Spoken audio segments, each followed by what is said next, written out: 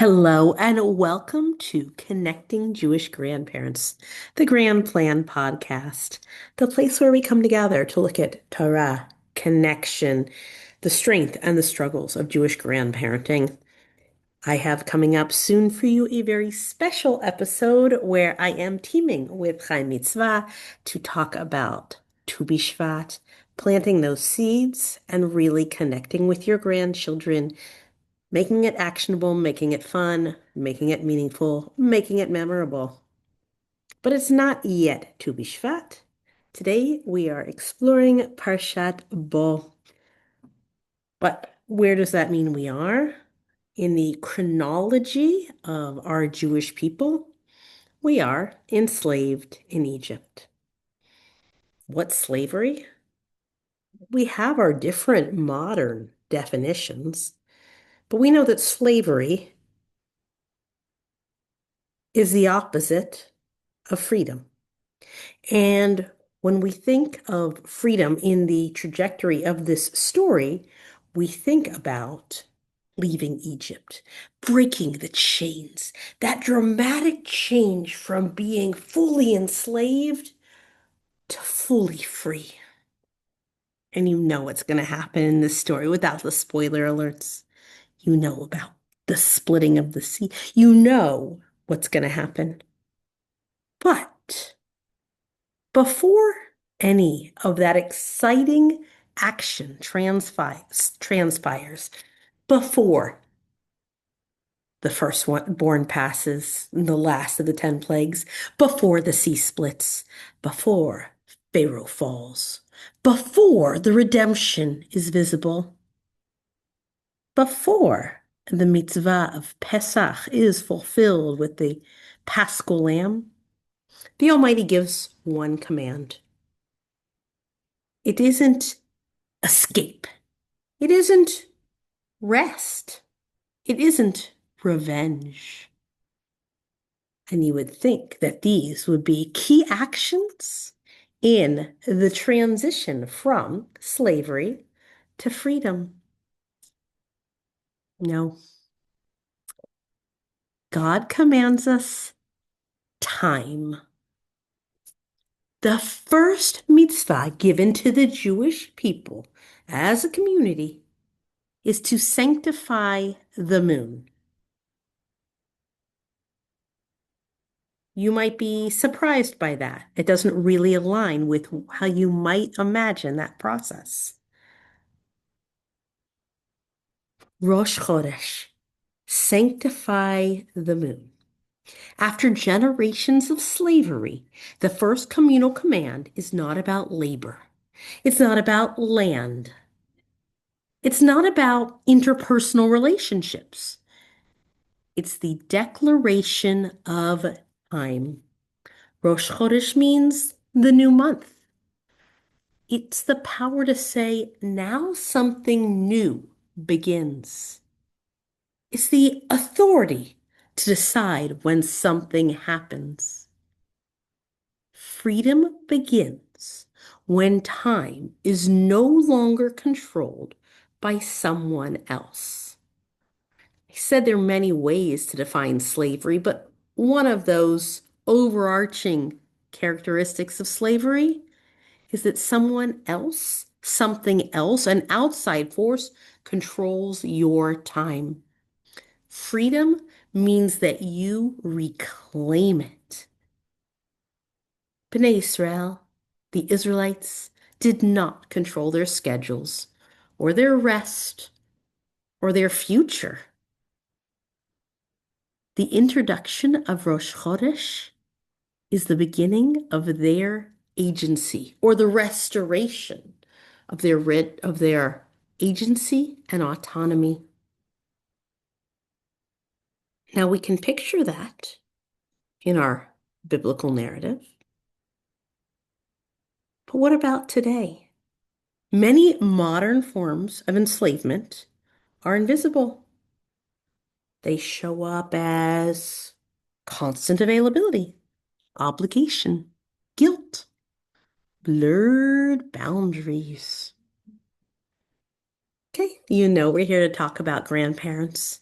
And in a few episodes, and newsletter articles, I've shared the parallels between grandparents and slavery. I don't like to talk about it, but I also explore it in coaching. So what does that look like? What is slavery? And I'm putting that in air quotes because it's obviously not real slavery. But what does that mean for local grandparents? It's being on call round the clock for childcare. It's the difficulty in saying no when your children and grandchildren make demands of you whenever they want. That feeling of guilt in protecting personal time. Now, if you're a long distance grandparent, that you might feel resentment in those items and wish you had some of that being on call and constantly together situation. And that, again, air quotes on slavery, but the non-ideal form is the waiting for scraps of connection, feeling dependent on others' schedules. You really want to go and drive or fly to see your grandchildren. No, it doesn't work for them. Doesn't go to their schedule. Not knowing when that meaningful time will happen. So what does it mean in the grandparent slavery?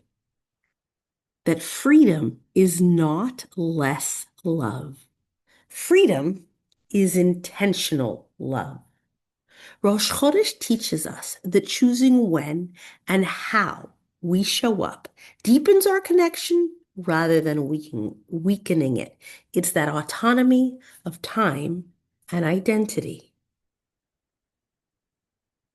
What does that mean for us as grandparents?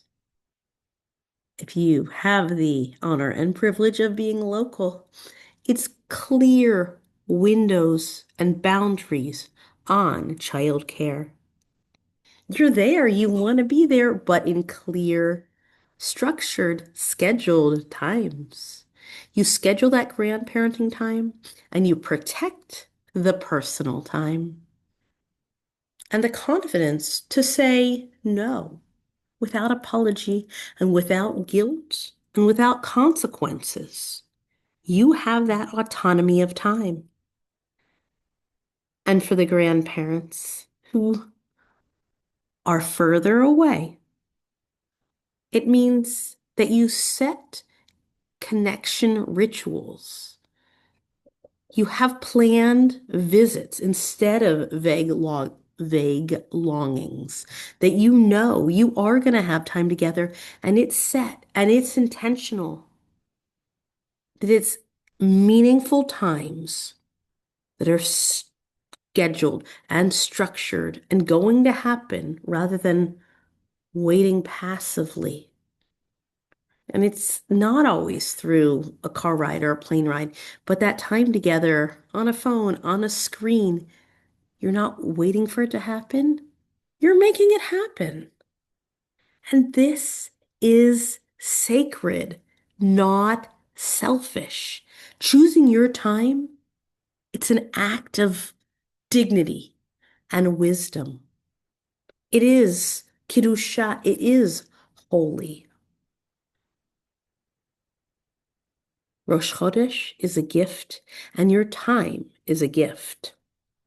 This week, we are celebrating Rosh Chodesh. We're coming into the month of Shvat. And so, as you watch the new moon appear this month, and then you watch it wax and then wane, take the time to reflect for yourself. Where has my time slowly stopped feeling like my own?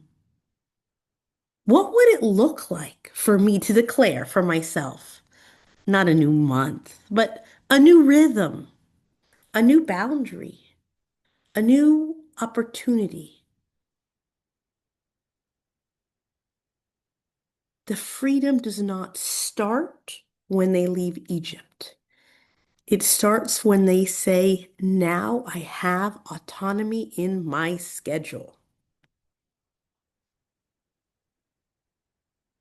You, my wonderful grandparent listeners, are not meant to disappear into obligation. And you're not meant to live with disconnect of wanting and wondering and hoping. You are meant to live with intention. If you want support clarifying your time, your boundaries, your role as a grandparent, coaching offers a Torah grounded space and structured time to reclaim your freedom thoughtfully and lovingly. May this Rosh Chodesh and this month help you be the time where you take ownership, find freedom, find joy, find wisdom in your role and in your relationship with the world. And as I keep mentioning, month of Shvat, Tu B'Shvat. I hope you will join me in this upcoming episode with Chai Mitzvah. Download, it's in the show notes, the JNF Haggadah that we will have available for you to enjoy and do with your grandchildren. And in the episode, we'll be sharing recipes and activities and things to do to make this festival a fun one, a meaningful one, a memorable one. Enjoy your time.